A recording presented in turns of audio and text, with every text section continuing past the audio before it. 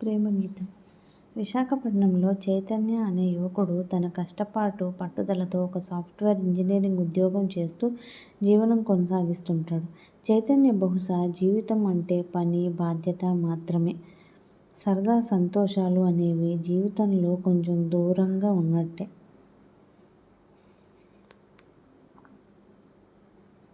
ఒకరోజు అతని జీవితంలో లలిత అనే అమ్మాయి ప్రవేశించింది. లలిత కళలంటే ఎంతో ఇష్టపడే డాన్సర్.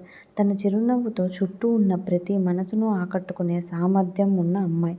వాళ్ళిద్దరూ మొదటిసారి కలిసింది చైతన్య ఫ్రెండ్ వెడ్డింగ్లో.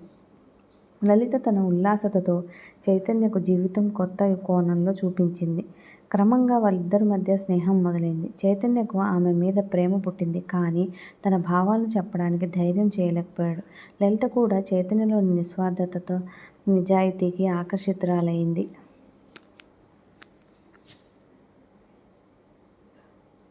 ఒకరోజు ఒక బీచ్ పై నడుస్తూ చైతన్య తన మనసులోని మాటను చెప్పేందుకు ప్రయత్నించాడు. కానీ అనుకోని రీతిలో లలిత అతని ముందు తన మనసును ప్రదర్శించింది. నాకు నీ మీద ప్రేమ వచ్చింది చైతన్య. కానీ నీ మాట కోసం నేను ఎదురు చూస్తున్నాను. ఆ రోజు వారి ప్రేమ గమనానికి అంకురార్పణయింది. ఆ ప్రేమ ఒకరినొకరు ఎదిగించుకునే ఒక బంధం, కలలు సాకారం చేసుకునే ఒక ప్రయాణం అయింది. సారాంశం: ప్రేమ అంటే ఒకరికి ఒకరు సంతోషాన్నిచ్చే, జీవితంలో నూతన అర్థం ఇవ్వగల బంధం.